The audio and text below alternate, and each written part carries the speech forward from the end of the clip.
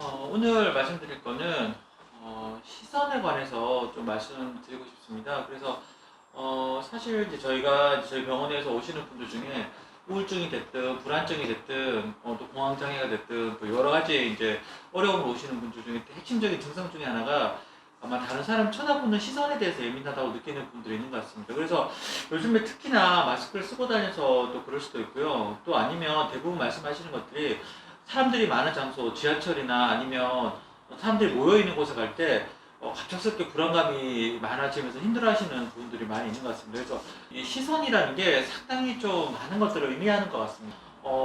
저희가 이제 최근에 아이들을 연구를 해보면 가장 먼저 발달하는 게 이제 시각적 자극이 가장 먼저 이제 자극이 되고 그 다음에 나머지 자극 감각들이 만들어진다는 연구 결과들이 밝혀져 있습니다. 그래서 아마 그래서 시각적인 것들이 얼마나 중요한지 인간에게 있어서 어떻게 보면 가장 중요한 감각 중에 하나라고 볼 수 있는 것 같습니다. 그래서 세상을 어떤 관점에서 바라보느냐 할 때 세계관이라고 하는 것처럼 그 어떻게 보느냐 하는 것들이 어떤 한 사람을 규정하는 데 있어 가지고 여러 가지를 의미하지 않을까라는 생각이 듭니다. 그런데 문제는 사람들하고 섞여 있을 때 이 불안감이 나타난다는 거는 어떻게 보면 상당히 좀 고통스러울 수도 있고 이 간단한 문제는 아니지 않을까 하는 생각이 듭니다.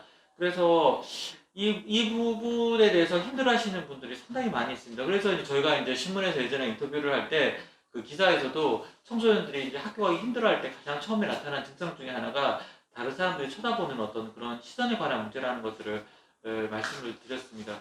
아마 제가 사실 고아원이 어떤 영국의 고아원이 어떤지 잘 몰랐었는데 그 퀸즈 갬블인가 그 넷플릭스에서 가장 유명한 미드를 보면 당시 어떤 사회적 상황이 이런 것들을 좀 볼 수 있는 것 같습니다. 그래서 전쟁과 관련된 부분, 그래서 이제 고아원이 많이 생겼고, 그쪽에서 잘 연구를 많이 했었는데, 많은 연구들이 있었는데, 왜 그토록 많은 돈과 시간과 노력이 그 고아원과 같은 시설에 투입되었음에도 불구하고, 이제 청소년들이 이제 행동 문제 이런 것들이 점점 심해지는 부분들이 생겼을 때, 과연 뭐가 문제였을지 이제 연구를 했는데, 마지막에 남은 것들이 그 시선이었습니다. 그래서 상대방이 상대방을 따뜻하게 바라보는 시선이 없이는 한 사람이 건강한 사람으로 성장할 수 없다는 부분들이 많이 밝혀졌고 그로 인해서 애착 이론이나 이런 것들이 상당히 많이 좀 연구가 진행이 된 부분들이 있습니다. 그래서 정신과적 영역에서 시선이 상당히 좀 중요해진 것 같습니다. 근데 참 역설적인 거는 최초로 이렇게 정신 분석이 만들어졌을 때 그 시점에 만들어진 방법 중에 하나가 그 카우치에 누워가지고 카우치라는 게 이제 소파 같은 건데 이제 거의 누워서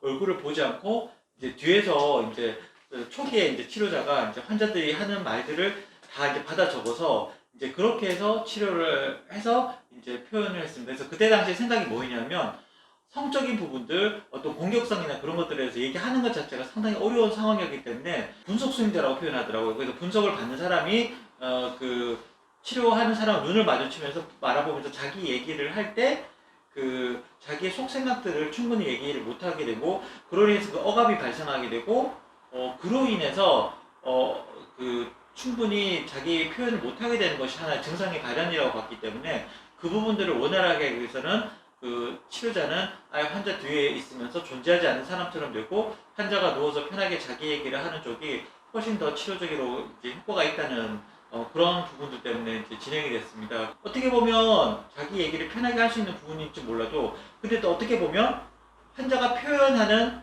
감정이나 그 의미들을 표정을 놓칠 때 어떻게 보면 가장 중요한 부분을 놓쳤다고 볼 수도 있겠습니다. 그래서 아마도 이후에 이제 얼굴을 보면서 치료하는 치료 기법들이 많이 발달하게 되고 그래서 이제 어떤 분들 같은 경우 극단적으로는 프로이드가 사실은 사람의 눈을 쳐다보는 부분들에 대한 두려움이 있기 때문에 그런 방식으로 치료를 진행하지 않았을까 하는 얘기까지 하는데 글쎄요 그 부분에 대해서는 아마 아무도 정확하게 알 수는 없을 것 같습니다. 그런데 어쨌든 저쨌든 요즘 치료 자체도 치료자가 오시는 분들의 눈을 직접 보고 표정을 보면서 연구하는 부분들이 상당히 중요한 부분들이 있습니다. 치료 방법도 많이 바뀌어서요. 그래서 예전에는 그 환자가 말하는 부분들에 대해서 단어 자체에 비중을 줬다 그러면 요즘에는 말하는 표정이라든지 그런 것들이 상당히 많이 영향을 주고 있습니다. 그래서 제가 읽은 책 중에 수치 어린 눈이라는 책이 있는데 그 분의 책을 보면 표정을 읽는 것이 치료에서 얼마나 중요한지에 대해서 설명을 잘 한 부분들이 있습니다. 그래서 이런 부분을 놓고 볼 때 시선이라는 것, 한 사람이 상대방을 쳐다보는 부분에 있어서 이게 얼마나 중요한지 볼 수 있습니다. 그런데 제 개인적으로는 시선이 쳐다볼 때 불편감을 느낀다는 것이 상당히 원초적인 문제에 많이 관련되어 있는 것 같습니다. 관계적인 부분이라든지 그 사람이 사회생활을 할 때 상당히 복합적이고 본질적인 부분을 나타내는 것 같습니다.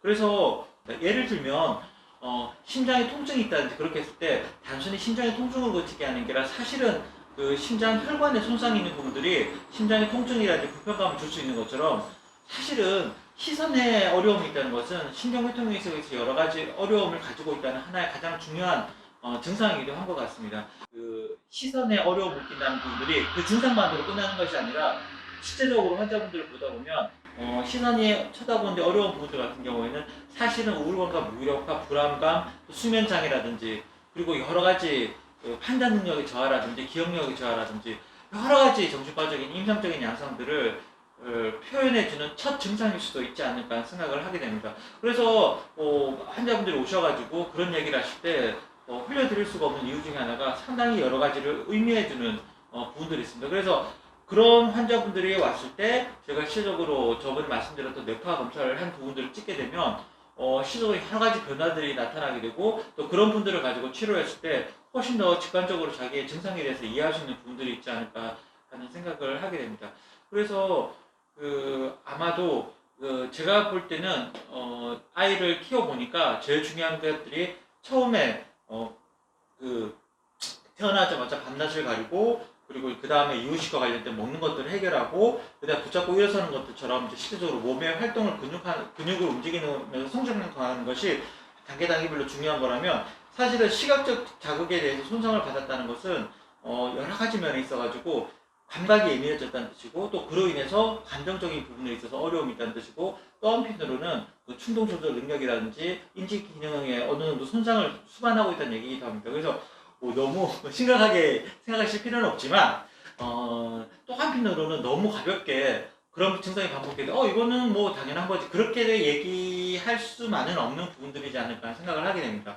그래서 이런 분들이 이제 치료를 하게 되면 훨씬 더 이제 가슴 두근거리거나 사람들에 대한 두려움 이런 것들이 개선이 되면서 편해지는 부분들이 있습니다. 그래서 어떻게 보면 이 부분들에서 상담이라든지 면담도 도움이 되겠지만 시간 내에 효율적으로 치료하는 부분에 있어서 약물 치료가 상당히 효과적인 부분들이 있지 않을까 생각을 하게 됩니다. 그래서 이제까지 쭉 약물 치료를 해보면 상당히 많은 분들이 만족해 하시고 또 그걸로 끝나는 게 아니라 저희 치료에서 가장 큰 목표가 사람에 대한 두려움, 또 관계에 대한 두려움, 또 내가 하고 있는 사회적 이 관계와 일과 성취에 대한 두려움에서 벗어나서 조금은 자신감 있게 자기의 삶에 대해서 이제 만족하는 분들이 나타나고 계시고요. 아마 그런 부분들을 지켜보면서 치료자로서 참 다행이구나 생각을 하게 됩니다. 그래서 오늘 말씀드렸던 내용은 시선 처리에 대해서 말씀드렸고요. 그래서 만약에 사람들이 쳐다보는 시선 그런 것들 때문에 계속해서 힘들고 불안하고 또 그것 때문에 가슴 두근거리고 그래서 일상적인 생활의 기능이 떨어졌다고 판단이 되실 때는